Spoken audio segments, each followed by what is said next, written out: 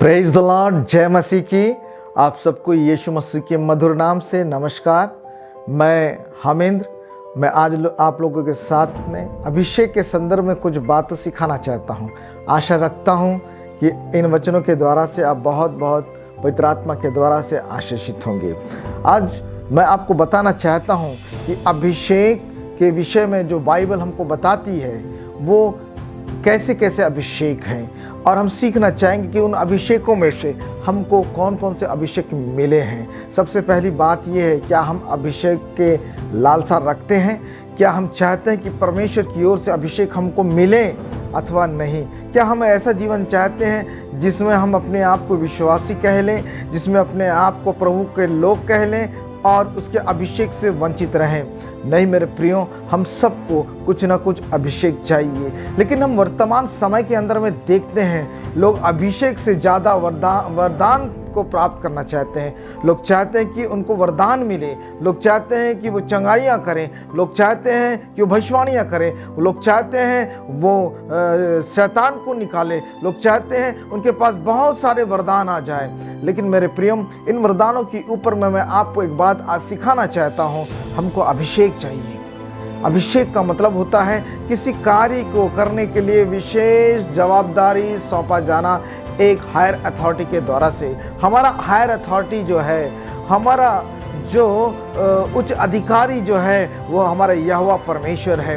वो सुनिश्चित करता है कि हमसे वो क्या काम कराना चाहता है। वो सुनिश्चित करता है कि हमको अब उसके लिए क्या काम करना चाहिए। यदि आप परमेश्वर के लोग हैं तो वो आपसे कुछ काम कराना चाहता है, वो आपको कुछ दायित्व देना चाहता है। और यदि हम परमेश्वर के लोग हैं, सच्चे हृदय के साथ उसको अपना स्वामी मानते हैं, तो हमारा ये दायित्व है कि जो वो दायित्व हमको सौंपे उसको हम अक्षरश इस पृथ्वी में पूरा करना है। तो आइए देखते हैं कि अभिषेक जो है वो किस प्रकार से हमारे जीवन में काम कर सकता है। आइए इसके लिए हम एक वचन को निकालते हैं। मरकुस रचित सुसमाचार उसका 6वां अध्याय और 13 वचन।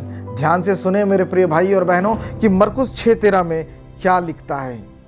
और बहुत सी दुष्ट आत्माओं को निकाला और बहुत से बीमारों पर तेल मल कर उन्हें चंगा किया। Praise the Lord, praise the Lord. मरकुस 6:13 में बोलता है कि बहुत सारे दुष्ट आत्माओं को निकाल दिया, बहुत सारे दुष्ट आत्माओं को निकाल दिया और बहुत सारे बीमारों को चंगा किया और उन पर तेल मल दिया। Praise the Lord, hallelujah. ये तेल है क्या?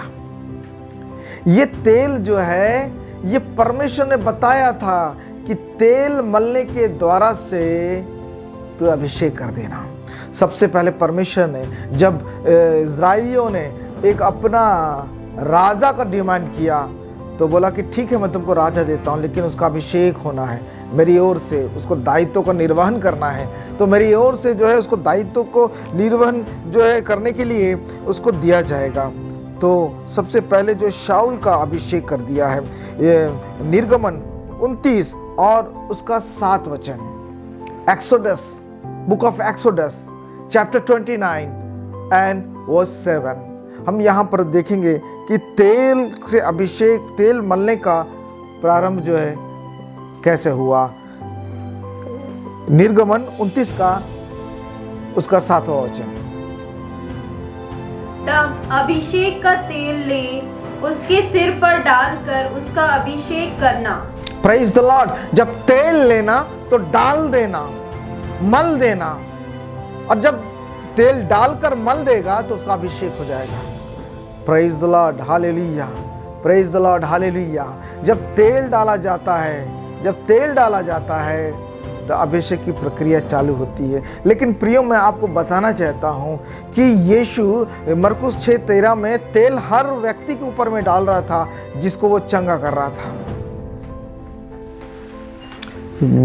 यीशु हर व्यक्ति के ऊपर में, यदि हम मरकुस 6:13 में पढ़ेंगे तो तेल डालने के द्वारा से उसका अभिषेक हो रहा है। यदि हम मरकुस 6:13 का अंग्रेजी का संस्करण को देखेंगे, जो KJV किंग जेम्स वर्जन को देखेंगे, तो वहां लिखा है, and they cast out many demons and anointed with oil many who were sick and healed them.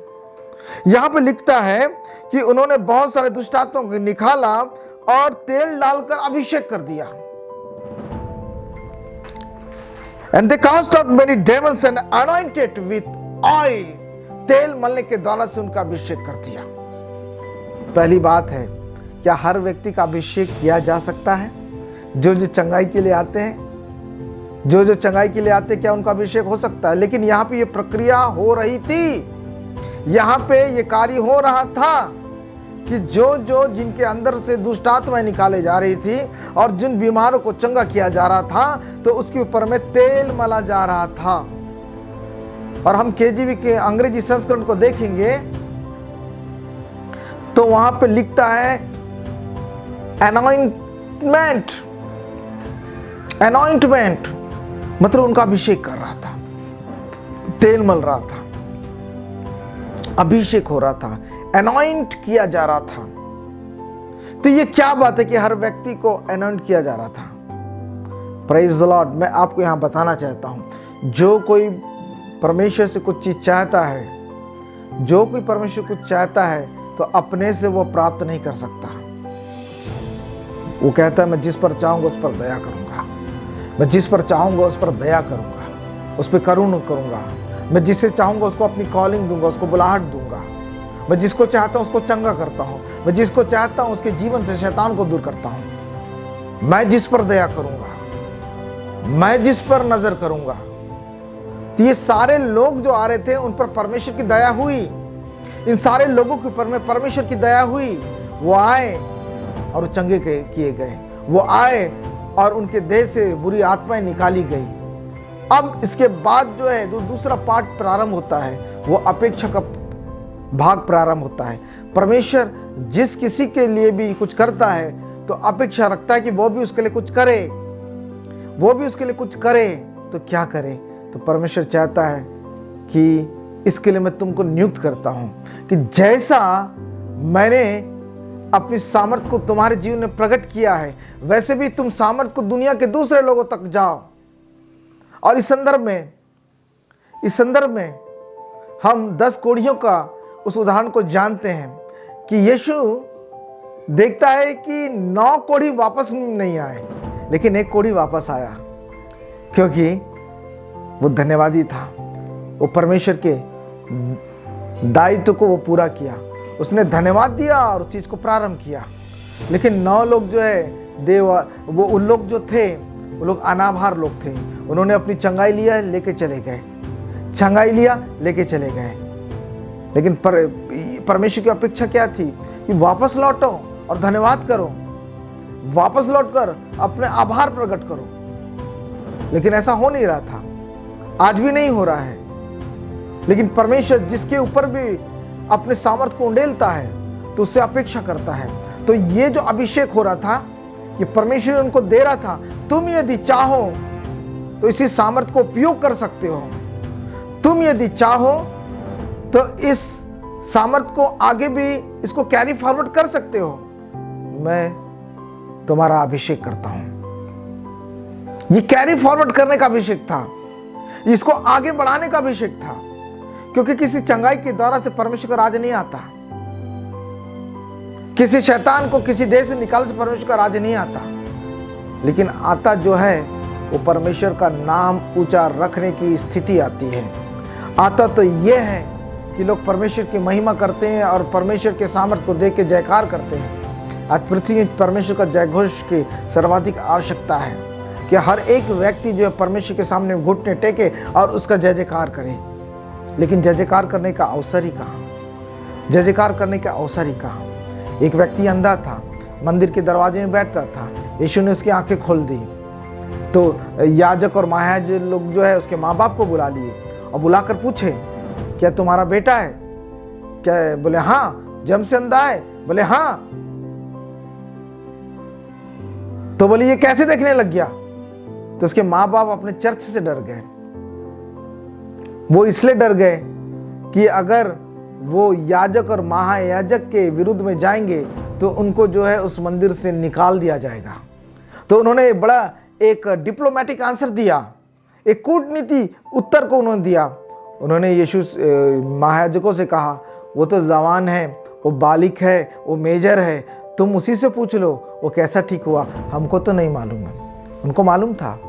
एक जन्म से जो व्यक्ति अंधा है और उसका बच्चा ठीक हो जाता है तो माँ बाप के अंदर में कितनी खुशी होती है, कितना आनंद और आश्चर्य होता है, कितना उल्लास और उत्साह होता है।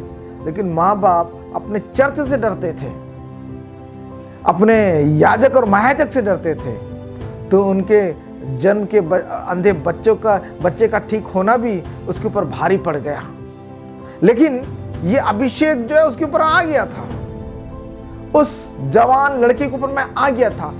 यीशु ने बोला किसी को नहीं बताना। वो बोला नहीं नहीं, अभिषेक मेरे ऊपर में है, मैं इसको रोक नहीं सकता।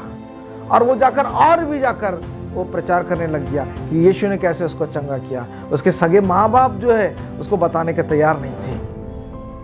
और यीशु जिनको भी चंगा करता था, जिसके ऊपर भी अपने आशीर्वाद के सामर्थ्य को उंडेलता था, उनको मना करता था तुम किसी से नहीं कहना, तुम किसी से, बल्कि तुम जाना महायाजक को दिखाना, तुम्हारा कोढ़ ठीक हो गया है, व्यवस्था के अनुसार से जो करना कर लेना। मना करता था। आप पूरे सुसमाचार में देखिए, यीशु जो है उस चीज को मना करता था। लेकिन जिनके ऊपर में वो मिराकल आता था, क्या वो चुप बैठे?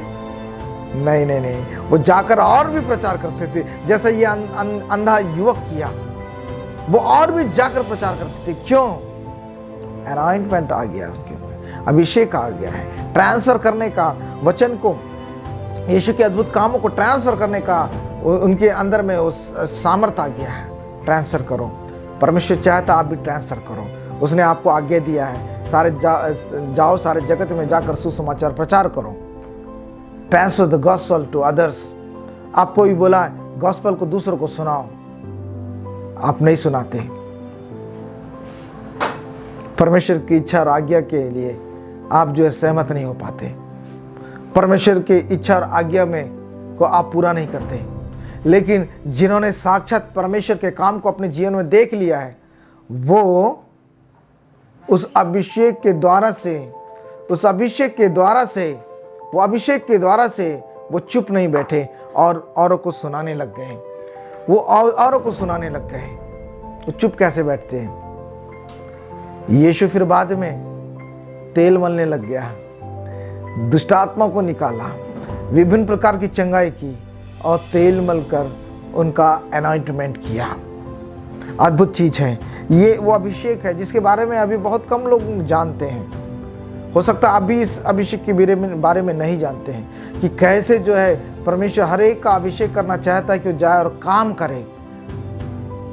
करे और दायित्व सौंपता है। अभिषेक दायित्व सौंपा जाना है कि ये दायित्व तुम करोगे, ये काम तुम करोगे।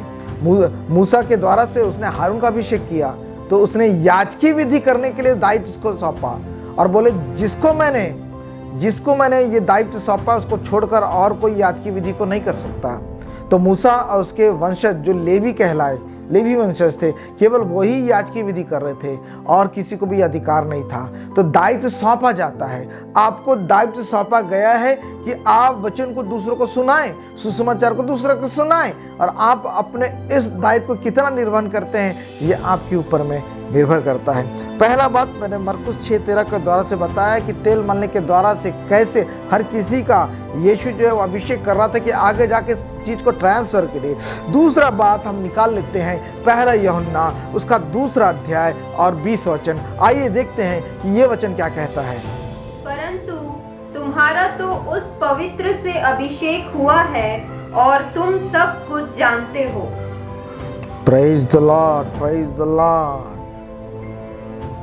तुम्हारा उस पवित्र के द्वारा से अभिषेक हुआ है और तुम सब कुछ जानते हो।